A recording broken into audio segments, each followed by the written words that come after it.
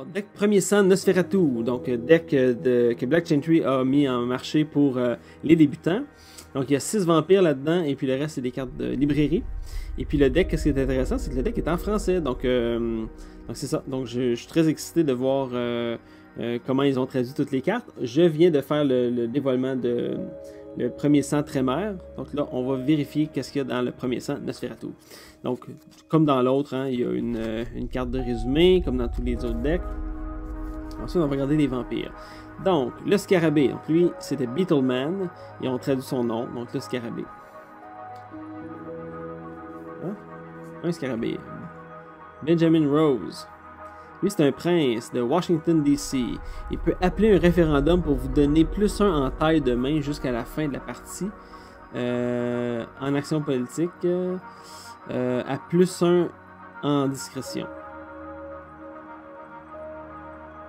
C'est ça. C'est bizarrement expliqué. Benjamin peut appeler un référendum pour vous donner +1 en taille de main jusqu'à la fin de la partie. En action politique. Ok, c'est beau. Donc, il peut faire une action politique pour vous donner une carte de plus dans nos mains. Ensuite, Gustave Brunel, primogène. Donc, Gustave peut entrer en combat contre un serviteur contrôlé par un prédateur ou la proie en action dirigée. Harold Tanner. En combat, le contrôleur du serviteur opposé à Harold joue avec sa main révélée. Jérémy Wiskowski. Donc lui, Jérémy peut mordre à +1 en morsure en action dirigée. Bleed pour 2 comme une action dirigée. Et Petra. Les dégâts qu'inflige Petra au Bali, ça c'est un autre clan, mais qui bizarrement ne fait pas partie des 5 decks de départ. Donc son pouvoir va probablement être nul. Donc les dégâts qu'inflige Petra au Bali sont aggravés. Et un vampire brûle 1 point de sang après avoir utilisé une poursuite pour continuer un combat contre elle. Alors, on rentre dans les cartes de librairie. Aid from Bats. Donc, on traduit ça par aide des chauves-souris. Donc, frapper à toute portée. Et c'est 1 point de dégâts avec une manœuvre optionnelle. Et à supérieur, comme ci-dessus, et avec une poursuite optionnelle. Donc, la poursuite, je répète, c'est le press, puis la manœuvre, ben, c'est la manœuvre. Donc, il y a Aid from Bats, aide des chauves-souris, 1, 2, 3, 4, 5 et 6 aides des chauves-souris. Embuscade, une carte pour rentrer en combat. Donc, entrer en combat, donc comme une action dirigée, entrer en combat contre un serviteur incliné. Et le serviteur qui agit reçoit une manœuvre optionnelle lors de ce combat. 1 embuscade, 2 embuscades et 3 embuscades. Ici, une carte de discipline. Donc, c'est une carte de maître. Discipline, c'est animalisme. Mettez ces cartes sur un vampire et ce vampire reçoit +1 niveau d'animalisme et +1 de capacité. Et il ne peut pas être mis sur un vampire avec un niveau supérieur d'animalisme parce qu'il n'y a pas de niveau supérieur à l'avoir déjà supérieur. Donc voilà, on ne peut pas jouer ça, mais on peut toujours le jouer sur un vampire d'un autre. L'armée de rats. Donc c'est une action à +1 de discrétion. Et on met cette carte en jeu durant la phase de redressement. Et votre proie brûle 1 point de réserve. Vous ne pouvez brûler qu'un seul point de réserve. Et chaque tour, avec des cartes armées de rats, n'importe quel serviteur peut brûler cette carte en action dirigée. Donc j'ai une armée de rats. La poupée de sang. Mettez cette carte sur un vampire que vous contrôlez durant sa phase de maître. Le contrôleur de ce vampire peut déplacer 1 point de sang de ce vampire vers la réserve ou de sa réserve vers ce vampire. 3 poupées de sang. Les corneilles noires. Carrion Crows. Seulement utilisable avant l'étape de manœuvre et un vampire ne peut jouer qu'un seul exemplaire par combat. Le serviteur opposé subit 1 point de dégâts environnementaux à toute portée chaque round de ce combat lors de la résolution des frappes normales. Comme ci-dessus, mais pour 2 points de dégâts environnementaux à toute portée. Donc 1, 2, 3, 4, 5 corneilles noires. Les chars qui viennent nous aider. Le conseil des chars. Alors, c'est seulement utilisable par un vampire incliné qui a bloqué et après la résolution du blocage, on redresse ce vampire. Ou sinon, +1 en interception. 1, 2, 3 conseils de char. Masquer l'assemblée. Cloak the Gathering. C'est +1 en discrétion ou seulement utilisable par un vampire disponible autre que le serviteur qui agit. Le serviteur qui agit reçoit +1 en discrétion. Donc ça, c'est une des cartes qui vient à l'encontre de la règle qu'un joueur ne peut pas jouer dans la même action 2 fois la même carte de modificateur avec le même nom.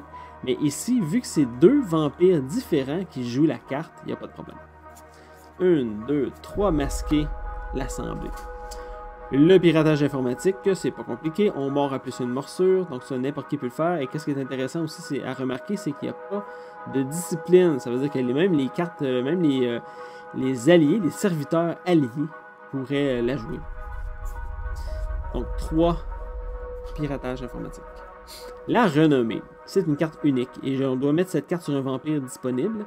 Et le contrôleur de ce vampire brûle 3 points de réserve après que ce vampire va en torpeur. Durant la phase de redressement de chaque Methusalem, si ce vampire est en torpeur, ce Methusalem brûle 1 point de réserve. Donc, la renommée. Le réveil forcé, c'est seulement utilisé par un vampire qui est incliné et ce vampire se réveille. Il n'a pas besoin d'être redressé pour jouer des cartes de réaction et tenter de bloquer jusqu'à la fin de l'action. S'il ne bloque pas cette action, il brûle 1 point de sang avant la résolution de l'action. Donc ça, c'est quand même risqué. Donc si on se réveille, mais puis le vampire peut tenter de bloquer une action, mais s'il n'y arrive pas, ça lui coûte 1 sang. 1, 2, 3 cartes de réveil. Réveil forcé. Chien de garde, seulement utilisable par un vampire incliné lors de l'action de morsure contre vous. On peut soit redresser le vampire si on l'a inférieur, ou si on l'a supérieur, comme ci-dessus, avec une manœuvre optionnelle lors du combat résultant si ce vampire bloque. Les chiens de garde, toujours le fun. Un must dans les decks d'animalisme. Réaction instinctive. Seulement utilisable si un serviteur contrôlé par son prédateur agit. Et c'est plus une interception. Et à supérieur, c'est comme ci-dessus avec une manœuvre optionnelle lors du combat résultant si ce vampire bloque. Et des réactions instinctives, il y en a 2. G.S. Simmons, Esquire. C'est un mortel unique avec 1 point de vie. Et puis son employeur reçoit +1 en morsure. Donc il permet de réduire les points en réserve des autres. Le labyrinthe. C'est un lieu unique et je peux incliner la carte pour donner +1 en discrétion à un Nosferatu que je contrôle. L'ordinateur portable, utilisable pour faire des attaques informatiques. Là. Attendez, ça s'appelle piratage informatique. Donc c'est un équipement, une action d'équipement, c'est un élément électronique et puis son possesseur reçoit +1 en morsure et un serviteur ne peut avoir qu'un seul exemplaire, donc tu peux pas avoir plus de laptops, ça donne pas grand chose, tu peux qu'en utiliser un à la fois. Perdu dans la foule, +1 en discrétion et puis la carte volatilisée et la carte perdue dans la foule peuvent être jouées lors de la même action. Et c'est comme ci-dessus, mais avec +2 en discrétion au lieu de +1. Perdu dans la foule. Sur le qui-vive. Seulement utilisable par un serviteur incliné. Et un serviteur ne peut jouer qu'un seul exemplaire entre chacune de ses phases de redressement. Ce serviteur se réveille. Il n'y a pas besoin d'être redressé pour jouer des cartes de réaction ou tenter de bloquer jusqu'à la fin de l'action. Si ce serviteur est un allié, il ne se redresse pas normalement durant la prochaine phase de redressement. Donc 2 sur le qui-vive. Le siège du pouvoir. Montréal. C'est un lieu unique et durant votre phase d'influence, vous pouvez ajouter 1 point de sang à un vampire dans votre région incontrôlée. N'importe quel vampire peut voler ce lieu en action dirigée. Le corbeau espion. C'est un animal avec 1 point de vie, donc son employeur reçoit +1 à discrétion et à supérieur. C'est comme ci-dessus, mais le corbeau a 2 points de vie au lieu de seulement 1. 2 corbeaux et finalement le Bedonville, c'est un terrain de chasse. C'est un lieu unique, terrain de chasse, et durant ma phase de redressement, un vampire disponible que je contrôle peut gagner 1 point de sang et un vampire ne peut gagner le point de sang que d'un seul terrain de chasse à chaque tour.